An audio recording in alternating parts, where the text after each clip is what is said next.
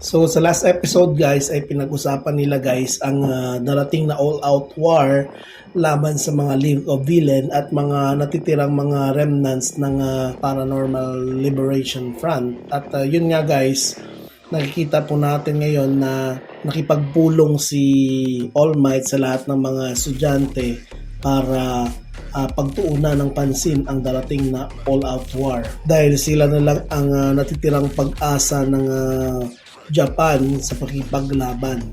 So, sa pagpatuloy natin guys ng My Hero Academy, so huwag po natin kalimutan na mag-follow and subscribe sa ating channel para mas updated tayo sa ating mga videos.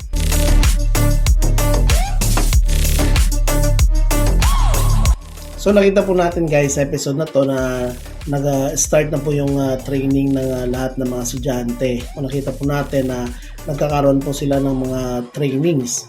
O nakita po natin si Midoriya, si Bakugo nag-training for development ng kanilang mga quirk.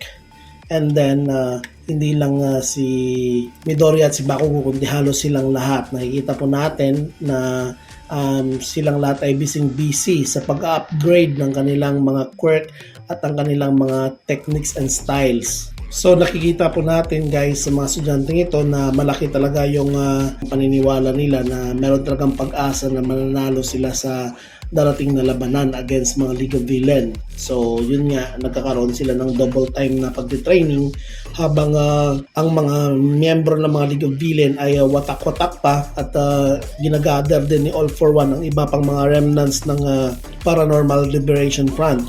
While si Gigantomachia naman guys ay wala pa rin sa malay niya at nakakulong pa rin dito sa isang facility. So halos buong magdamag silang nag-training guys para lang ma-update at ma-upgrade ang kanilang mga quirk. Pero habang nagti-training sila guys ay ito namang si Hagakure ay may discovery ang hindi ka panipaniwala. So discovery niya guys na ang isa pala sa mga classmates niya ay isa palang super villain. So under pala ito ni All for One. So nakita niya guys, ang kalaban pala nila na isa sa mga classmate nila guys ay itong si Yuga. Kung saan ang quirk nito ay naglalabas ng isang laser sa kanyang tiyan.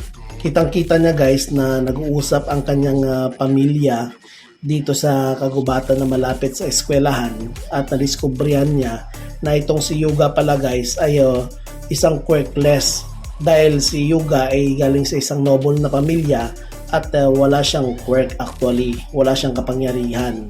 So pangarap ng kanyang pamilya guys na magkaroon ng quirk itong si Yuga at ang nangyari ay pinuntahan nila itong si All for One. So bilang kapalit ay kailangan magiging isa itong alagad ni All for One sa tagong sekreto guys. At yun nga, dumating yung panahon na nakapag-aral na ito si Yuga sa Hero Academy at siya pala yung nagbibigay ng impormasyon dito kay All for One sa nangyayari dito sa loob ng eskwelahan.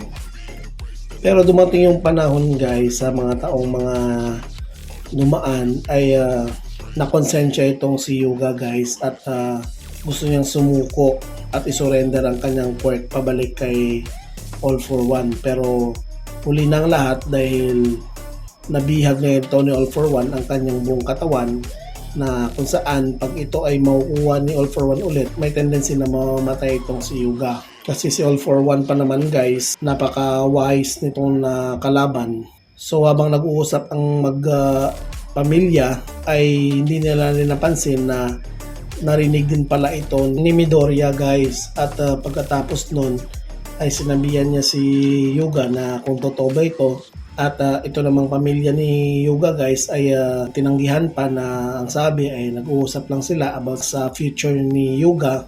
Pero yung totoo nun, grabe yung iyak ni Yuga at pagkatapos ay sinabihan ni Midoriya si Yuga Aoyama guys na totoo ba to Aoyama ang sinasabi mo? Kaya hindi na rin tumanggi itong si Yuga at sinabi niya kay Midoriya na totoo ang lahat ng mga sinasabi niya na siya ay isang super villain at under sa kaalyado ni All for One.